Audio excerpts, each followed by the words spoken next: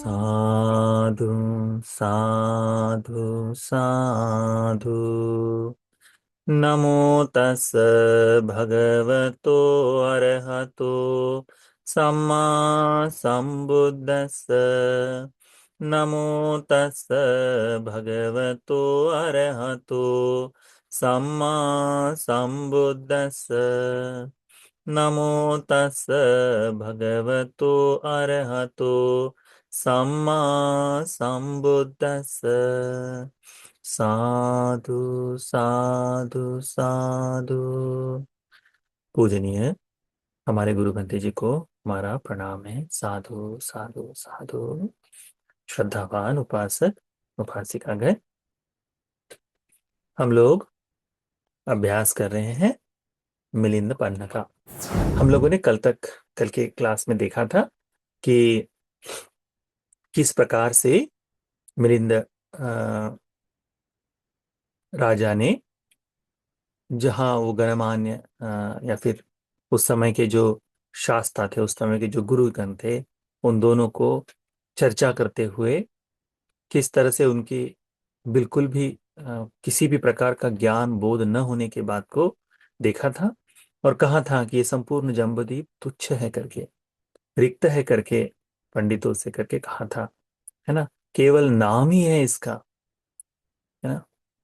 तो इस बारे में, तो इस बात को असगुप्त अरहंत भंते जी ने देखा और संपूर्ण सभा को आमंत्रित कर कर पूछा, अरहंतों के अ, स- भिक्षुओं को पूछा कि क्या ऐसा कोई है जो इसके साथ शास्त्रार्थ कर सकता है। तो उस समय ऐसा कोई नहीं था। तब असगुप्त भंते जी ने स्वयं ही अपने रिद्धि विद ज्ञान से देखा कि अ, शक्र देवेंद्र के पास में या फिर त्रायंतिश देवलोक में केतुमती नाम के केतुमती नाम के विमान में महासेन नाम के जो देवराज हैं, उन्हें ये भाव है कि ये भाग है कि वह इस मिलिंद राजा के प्रश्नों का समाधान कर पाए। तो संपूर्ण अरहंतों के साथ अ, असगुप्त भंते वहां गए और वहां जाकर शक्र देवेंद्र ने जब आने का प्रयोजन पूछा, सम्मान किया और प्रयोजन पूछा, तो कहा कि ये कारण से आए हैं। तो बहुत ही स्वागत करते हुए महासेन के पास लेकर गए। महासेन देवता ने भंते जी की बात को सुना और कहा कि मनुष्य लोक में जन्म लेना बिना काम का है, बड़ा काम का जीवन है, बहुत तकलीफ का, बहुत पीड़ा का जीवन है। इस देव दिव्य सुख को छोड़कर कौन वहां जन्म लेना चाहेगा। परंतु जब आ, सगुप्त भंते जी ने कहा कि बुद्ध शासन की सुरक्षा के लिए तुम्हें जाना है, तुम्हें इसका कार्य करना है, तो बहुत ही हर्ष के साथ उन्होंने स्वीकार कर दिया। सत्पुरुषों की ये विशेषता होती है। सत्पुरुष लोग इसी प्रकार से होते हैं कि बुद्ध शासन की सुरक्षा के लिए स्वयं तकलीफ को स्वीकार करना सह लेते हैं, स्वयं पीड़ा को धारण कर लेते हैं कि ये शासन दीर्घ काल तक चलता रहे, ये शासन स्थिर हो पाए। इसीलिए महासेन ने इस बात को स्वीकार कर दिया, देवता ने। और जब अश्वकुत पंत जी वापस लौट कर आए मनुष्य लोक में, हिमालय के पर्वतों पे, तब संपूर्ण सभा को देखते हुए उन्होंने कहा कि ऐसा कोई भिक्षु है जो इस संपूर्ण सभा में नहीं थे। तब उस समय रोहन तिस्स नाम के रोहन भंते जो है, रोहन स्थविर, निरोध समापत्ति ध्यान में होने के कारण उन्हें पता नहीं था। परंतु जैसे ही अश्वत्थ भंते जी ने रोहन स्थविर का स्मरण किया, तत्काल वे अपने निरोध समापत्ति ध्यान से उठे और वहां सभा के सम्मुख आए। असरगुप्त भंते जी ने उनको डांटते हुए कहा कि ये जो समय है ये इतना बुद्ध शासन की सुरक्षा का है, हाँ, और ऐसे विकट समय में तुम कहाँ चले गए थे करके। तो कहते भंते मेरा दोष हुआ है, मेरा अपराध हुआ है, मैं उसकी क्षमा याचना करता हूँ। तो दंड का विधान कराया उन्होंने कि ठीक है, तुम्हें यहाँ संपूर्ण प्रयोजन बताते हैं रोहन स्थविर को और कहते हैं कि अ, तुम यहाँ से यानी हिमालय के पर्वत के यहाँ पर ही यहाँ पर कंजंगल नाम का गाँव, ब्राह्मणों का गांव है कंजंगल। उस गांव में सोनुत्तर नाम के ब्राह्मण हैं। ठीक है। उन ब्राह्मण के घर में नागसेन नाम के पुत्र का जन्म होगा। वह वह उसकी तुम्हें उसे तुम्हें प्रवजित कराना है, ऐसा भाग उन्होंने बताया। तो ठीक है, रोहन स्थविर ने इस बात को स्वीकार किया। देखिएगा एक विशेष बात, कितना समय लगा है नागसेन बंते जी को, यानी महासेन देवराज को, दिव्यलोक से आकर मनुष्य लोक में जन्म ग्रहण करने के लिए? 7 वर्ष 10 माह। कितना समय लगा है? 7 वर्ष 10 माह। याचना करने के लिए गए थे बंते लोग, याचना स्वीकार की, परंतु दिव्यलोक के आयु प्रमाण को देखकर मनुष्य लोक में जब जन्म लिए तब 7 वर्ष बीत जाते हैं। इतना अधिक समय होता है। देवलोक में विशेषता ऐसा होता है कि जैसे ही कोई देवता मृत्यु को पाने वाला हो तो उसकी जो मालाएं पहनी हुई हैं वे मुरझा जाती है। उसके बगल से पसीने की बदबू आना शुरू हो जाता है ना? जिस देवलोक में वो रह रहा है, जिस काम सुख को भोग रहा है, अब उस काम सुख को, यानी उस देवलोक के सुख को वह भोग नहीं पाता, यानी उसकी इच्छा नहीं होती उसमें भोगने की। ऐसे अनेकों लक्षण हैं जो उत्पन्न होते ही देवता वहां से मरने वाले हैं, ऐसा भाव प्रकट होता है। और महासेन देवराजा तो इस बुद्ध शासन की सुरक्षा के लिए आने वाले थे, जिस कारण से उनका यहाँ आना इच्छित था, कि इच्छा से वे यहाँ प्रकट होंगे, ठीक है। परंतु इच्छाओं को, जैसे हम लोग प्रार्थना करते हैं ना, किसी एक प्रार्थना को किए, ये प्रार्थना पूर्ण होने के लिए, कि आज प्रार्थना की और कल ये पूर्ण हो जाए, ऐसा नहीं होता। ये प्रार्थना का जो किया हुआ कर्म है वो पकना पड़ता है।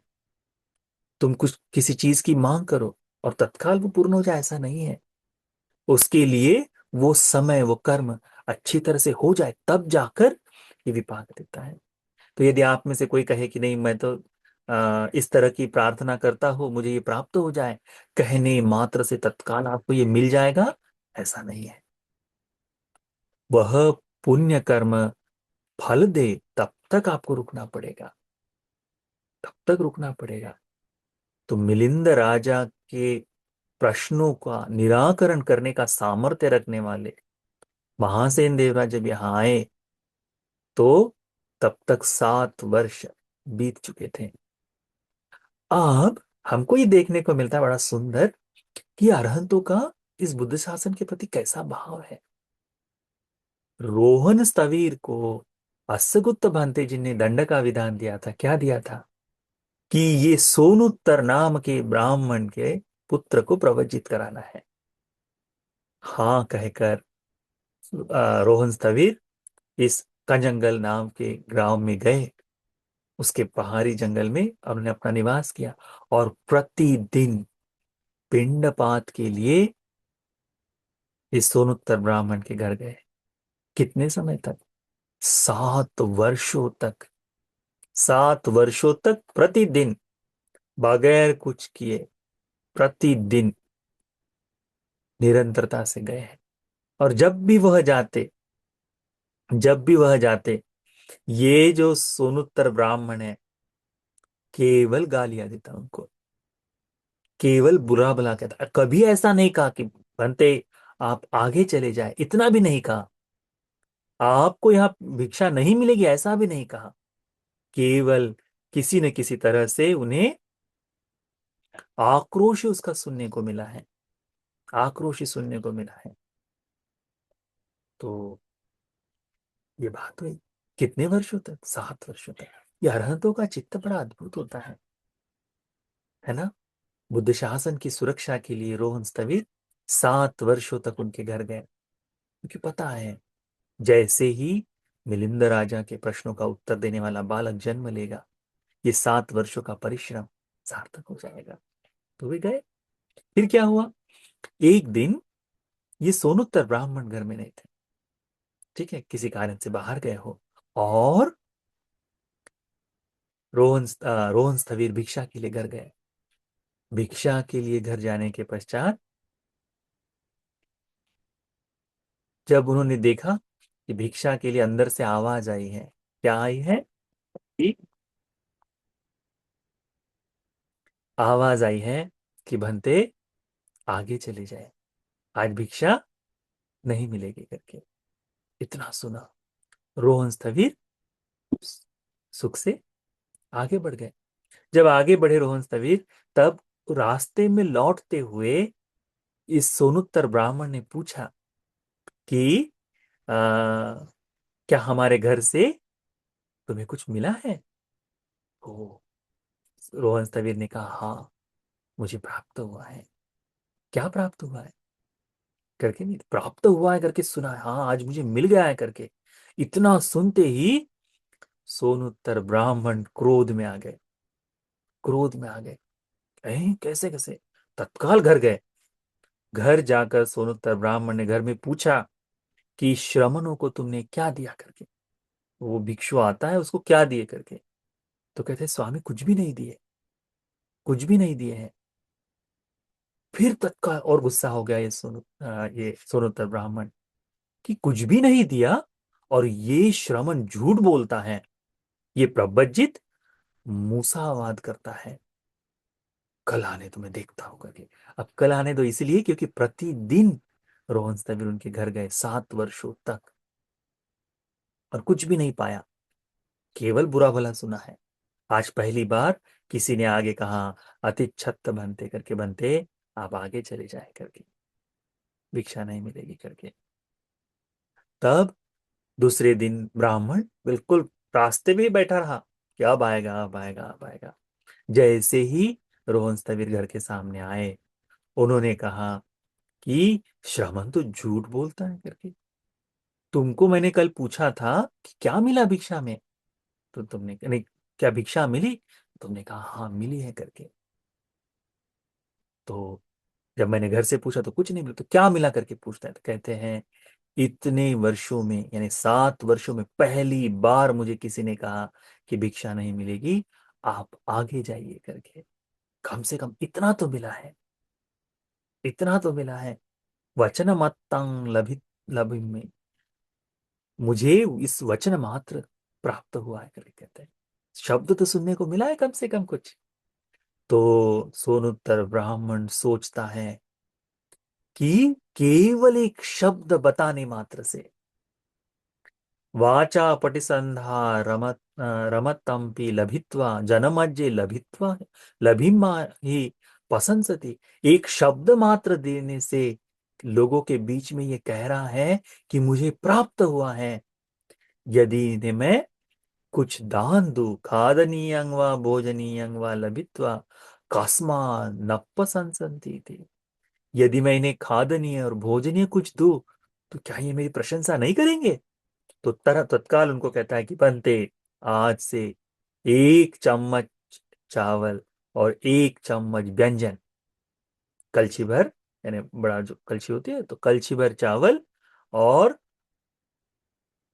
कलछी भर उतना ही व्यंजन, उतनी ही सब्जी आपको इस घर से प्रतिदिन मिलेगी। तो कहते हैं कि आ, कटच्छुक भिक्षांग, यानी 1 चम्मच भर चावल और व्यंजन, इतना तुमको, इमं सब भिक्खं सब कालं तुम्हें लभिस्स था, ये संपूर्ण समय, हर समय तुम्हें ये इतना प्राप्त होगा करके कहते हैं। बड़ा सुंदर भाव है। ये जो पुण्य से उत्पन्न होने वाले लोग हैं, ऐसे होते हैं। गिनकर 10 माह के पश्चात, जिस दिन उन उस ब्राह्मण की पत्नी ने उनको कहा था कि आगे जाइए, उस दिन नागसेन गर्भ में प्रवेश किए थे 7 वर्षों बाद। यानी वहां से देवराजा वहां से च्युत होकर इसमें पटिसंधि ग्रहण किए थे गर्भ में, इस पुण्य से कि आगे जाइए इतना मात्र कहा था, और प्रतिदिन 10 माह तक उन्हें भोजन मिला है रोज तबीर को, प्रतिदिन।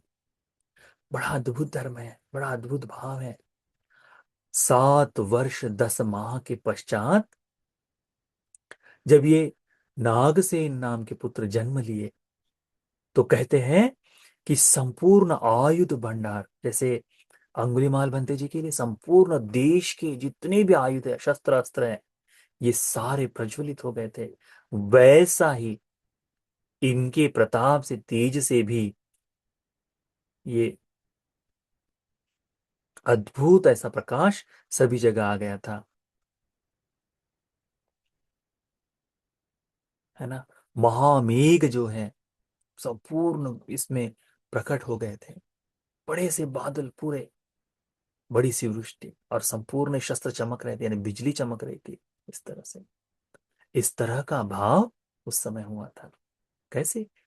गर्भ में आते ही, उसी दिन गर्भ में आते ही ये संपूर्ण अद्भुत ऐसा भाव हुआ, और उसी दिन उन्होंने कहा कि आगे जाइए करके। ये जो सारी चीजें पुण्य से जुड़ के आने वाली चीजें हैं, बड़ा सुंदर भाव। अब हुआ ऐसा कि आ, नागसेन भंते जी का जन्म हुआ, और प्रतिदिन, अभी कैसा बालक है तो बालक का मिलना नहीं होता था अपने रोहन स्थविर से। हुआ ये कि जैसे जैसे नागसेन बड़े होते गए, अब ब्राह्मण कुल से हैं, तो ब्राह्मण कुल से होने के कारण धीरे से, पहले तो उनको बचपन से थोड़ा बड़ा हुए, 7 वर्ष के होते होते, अभी रोहन स्थविर को भिक्षा मांगते हुए कितना हुआ है, समय हुआ, 7 साल पहले और 7 साल अब, तो 14 साल एक ही घर में प्रतिदिन भिक्षा के लिए आ रहे। 7 वर्ष केवल कुछ भी मिला नहीं, और अभी बाकी के 7 साल उन्हें चम्मच भर चावल, चम्मच भर ये मिल रहा है। हुआ ये कि जैसे 7 वर्ष के हुए अपने नागसेन स्थविर, नागसेन बालक नागसेन जब हुए, तब उनके पिता ने उनको कहा, इमस्मिं खो तात नागसेन ब्राह्मण कुले सिक्खानि सिक्खि से, कि हे नागसेन, ब्राह्मण कुल में विदित ये जो शिक्षा है, तुम्हें इसको प्राप्त करना पड़ेगा, सीखना पड़ेगा। तो कहते हैं, नागसेन उत्तर देते हैं, कथमानि तातमस्मि ब्राह्मण कुले सिक्खानि नामाति, कि पिता, पापा, कि इस ब्राह्मण कुल की शिक्षा का क्या कर, यानी क्या है करके हमको बताओ। तब नागसेन बंती जी को बताया गया कि वेदा सिक्खानि नाम, उन वेद जो है, ठीक है, 3 वेद, तयोक होता नागसेन वेदा, 3 वेद है, उन वेदों को सीखना पड़ेगा। और अवशेषानि सिप्पानि सिप्पंग नामा, और अवशेष शिल्प जो है, अलग अलग जो विद्याएं हैं ना, इन अलग अलग विद्याओं को, अलग अलग शिल्पों को तुमको सीखना होगा करके वो बताते हैं। अब इतना होने के पश्चात किसी एक दूसरे गुरु ब्राह्मण को, किसी एक गुरु ब्राह्मण को वो बुलाते हैं, और बुलाकर नागसेन को सिखाने का काम करते हैं। नागसेन जो है बहुत ही बुद्धिमान, बिल्कुल कट ऐसी बुद्धि के व्यक्ति हैं। एक बार में, जैसे किसी ने पढ़ाया, एक बार वेदों का पाठ करते ही संपूर्णतः कंठस्थ, संपूर्णतः कंठस्थ, और केवल कंठस्थ ही नहीं, उसका अर्थ भी, उसका अर्थ भी पूर्ण तरह से उनको बोध हो गया। कहते हैं कि ये जो है आ, वेदों का विस्तार होता है इस तरह से कि 30 वेदेषु शनि घंटु घंटु केटुभेषु साक्षरप भेदेषु इतिहास पंचमेषु पदको व्याकरणो लोक लोकायत महापुरुष लक्षणेषु अनवयो अहोसी।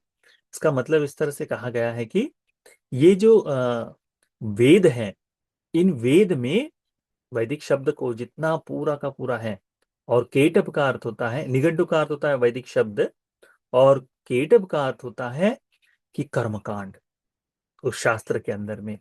तो संपूर्णतः वेदों में उस समय एक तो पूजा, एक तो किसी न किसी का कर्मकांड, किसी की प्रशंसा, और केवल वाद का भाव जो था वही उस समय था। तो वो उन्होंने पूरा सीख लिया, उसका अर्थ वगैरह सब जान लिया। और अक्षरों का भेद जिसे कहते हैं, जिसे कहते हैं स्वर, व्यंजन, छंद, यानी हम हम जिसे इंग्लिश में राइमिंग कहते हैं ना, उस तरह का संपूर्ण भाग उन्होंने सीख लिया। इस तरह से सीखकर इतिहास को पांचवा वेद कहा जाता है सब। तो पांचवा इतिहास, इस आदत से उन्होंने संपूर्ण अच्छी तरह से तो व्याकरण आदि सभी को सीखा। और आ, ये जो लोकायत है, यानी दर्शन है, तर्कशास्त्र है, लौकिक ज्ञान, इनकी भी विद्या प्राप्त की। पश्चात में महापुरुष लक्षणों का अभ्यास, पहले वेदों में या फिर पहले महापुरुष लक्षण सिखाए जाते थे। महापुरुष लक्षण किसके होते हैं? शरीर के जो अंग लक्षण जिसे कहते हैं ना, उनको सीखना, उनको।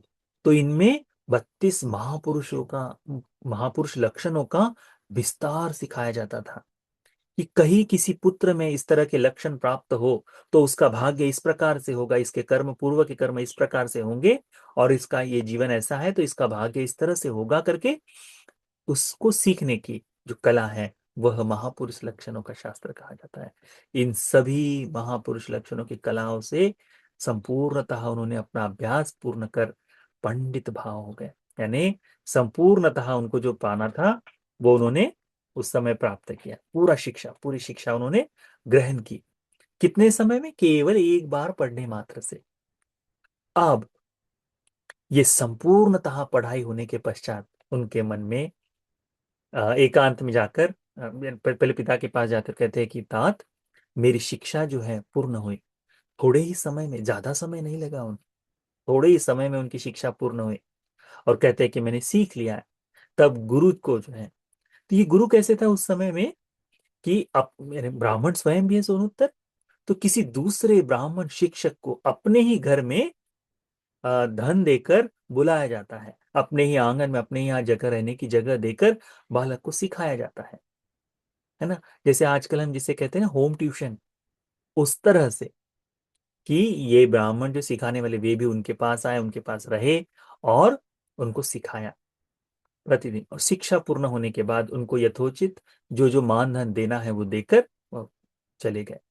अब रोहंतवीर, अपने नागसेन जो बालक है, ये नागसेन एकांत में जाकर किसी अपने यहीं पे घर के बाहर, जो बड़ा सा उस समय तो बड़ा मकान हुआ करता था उनका, तो वहां पर जाकर बैठे एकांत में और पूर्ण तरह से उन्हें चिंतन करना चालू किया कि मैंने ये विद्या कौन कौन सी प्राप्त की है। उस विद्याओं का चिंतन करते करते करते उन्होंने देखा, आरंभ में देखा, मध्य में देखा, पर अंतिम में भी देखा, और देखा कि ये मैंने क्या सीखा है। तो ये समाधि आदि को लगाकर कहते हैं कि आ, पटिसल्लिनो अत्तनो सिप्पस आदि आदि मज्ज पर्योसान आलोकेन्तो आदिमी वा मज्जे वा पर्योसाने वा अपमत्तकंपि सारं अधिस्वा। ये जो वेदों की शिक्षा है, ये संपूर्ण, इसके आदि, मध्य और अंत, इन तीनों का उन्होंने अच्छी तरह से चिंतन किया। और चिंतन कर कर न तो आदि में यानी शुरुआत में, न मध्य में, न अंतिम में कहीं अल्प मात्र सार उन्हें नजर नहीं आया, अल्प मात्र सार उनको दिखाई नहीं दिया। तो वे तुरंत कहते हैं, नागसेन छोटा बालक है, शिक्षा ग्रहण की है, और वे संपूर्ण वेदों का अभ्यास करके संपूर्ण वेदों का सार देखते हैं कि शुरुआत में तो होगा, कहीं बीच में तो होगा, कहीं अंत में तो होगा, कहीं भी कुछ सार नहीं करके देखते हैं। कहते हैं तुच्छावत भो इमी वेदा, ये वेद तुच्छ है, कहते हैं। पलापावत भो इमे वेदा, ये वेदों का केवल निरर्थक बखान ही किया गया है। अब देखो ना, हर एक ब्राह्मण कुल का वेद अलग होता है ना, उनकी शिक्षा अलग होती है। कितना कहा जाता है कि वेद तो अपौरुषेय है, संपूर्ण विश्व का ज्ञान वेदों में है, सब कुछ वेद से ही है करके लोग ऐसा संलाप करते हैं कि नहीं? व्यर्थ का संलाप है करके उन्हें उस समय पता चला कि छोटे नागसेन बालक इसका अभ्यास करके क्या उन्हें सार क्या प्राप्त हुआ कि ये वेद तुच्छ है, ये वेद तुच्छ है। और ये जो इनके बारे में केवल भ्रांतियां ही कही गई, प्रलाप कहा गया है, जिस संलाप जिसको कहते हैं ना, केवल व्यर्थ में बखान कहा गया है इनका, असारा, निस्सारा, सार रहित, निरर्थक है करके उनके मन में आए। विपटिसारी अनत्त मनो अहोसी, और उनका मन बिल्कुल नाराज हो गया इस बात से। अरे व्यर्थ है, कोई बात नहीं। इस वेदों के प्रति जो कुछ भी उन्होंने शिक्षा ग्रहण की थी, उसमें कोई सार न दिखाई दिया। ये बड़ा अद्भुत है। तो ये जो बात है हमने ध्यान में रखनी चाहिए कि नागसेन बंती जी, नागसेन जब बालक अवस्था में इस तरह से संपूर्ण शिक्षाओं को प्राप्त करके अंत में इस बात को पहुंचे कि जिस ब्राह्मण कुल में मैंने जन्म लिया है और वहां पर जिस वेदों को सिखाया गया वो निरर्थक है करके। अब जब ये मानसिकार हो रहा था, ये सब चिंतन चल रहा था, तो चिंतन चलते चलते हुआ क्या कि ये अ, रोहन स्थविर वहीं पर आए हुए थे। ठीक है, कैसे क्यों आते हैं उसका कारण भी एक है कि अ, प्रतिदिन ये जो प्रतिदिन जो रोहन स्थविर भिक्षा के लिए आते हैं, तो भिक्षा के लिए आते समय उनके मन में एक बात आती है हमेशा, है ना, कि अ, भोजन आदि दिया जाता है उन्हें। तो प्रतिदिन भोजन देने के पश्चात पुण्यानुमोदन स्वरूप में वो थोड़ा थोड़ा धर्म का उपदेश उनकी माता को दिया करते थे। थोड़ा थोड़ा उपदेश उनकी माता को दिया करते थे, जिस कारण से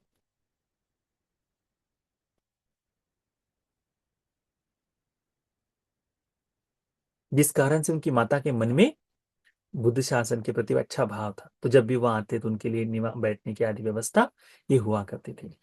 तो पहली बार यानी प्रकट स्वरूप से नागसेन बालक ने रोहन स्थविर को एकांत में बैठे हुए देखा, और बैठे हुए देखकर उनके पास गए और उनको बैठे हुए पूछा, उनको देखकर बड़ा अच्छा जाना।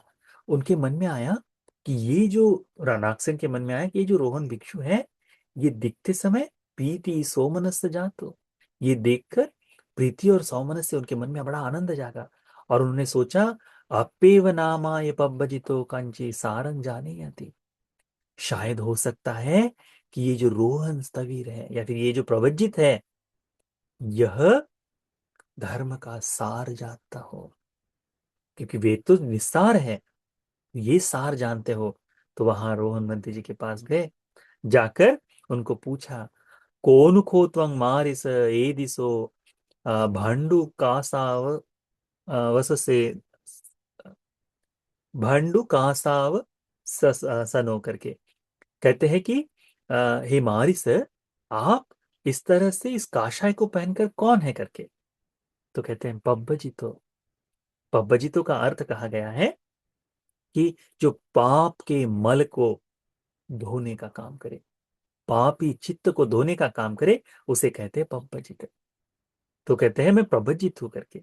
फिर प्रश्न पूछते हैं, केन त्वंग मारिस पब्बजितो नामासी, किस कारण से तुम्हें प्रवजित कहा जाता है। तो कहते हैं पापकानी मलानी पब्बाजेति तस्मादारक पब्बजितो नाम आती, मैं इन पापी मल को धोने का काम करता हूं, इनको दूर करने का काम करता हूं, इसीलिए मुझे प्रवजित कहते हैं करके कहा है। इस बात तक याद रखें। अगला प्रश्न हम आज संध्या के समय पढ़ लेंगे। वे पूछते हैं कि किस कारण किंकार मारिस केसा तेन यथा अन्य से, दूसरों की तरह आपके बाल क्यों नहीं है करके, आप आपके दूसरों की तरह केश है क्यों नहीं है करके पूछते, यानी सर मुंडाया हुआ है, दाढ़ी मुंडाई हुई है, तो क्यों नहीं है करके प्रश्न पूछते हैं। इसका उत्तर हम आज संध्या के समय क्लास में लेंगे। ठीक है, तो यह मिलिंद प्रश्न का एक भाग आप सभी को इस मिलिंद प्रश्न ग्रांथ की पूर्व की जो कथा है उसको अच्छी तरह से समझने के लिए, इस बुद्ध शासन के लिए जिनका त्याग है उस त्याग को समझने के लिए, किस प्रकार से अरहंत मुनिगण धर्म शासन के लिए काम किए, किस प्रकार से देवताओं के द्वारा सहायता मिली, इस बात को ध्यान में रखते हुए हमें इस बुद्ध शासन के प्रति श्रद्धा को जागने के लिए ही यह धर्म का उपदेश, यह इस ग्रंथ का पूर्व कथा का उपदेश उपकारी हो जाए। साधु साधु साधु।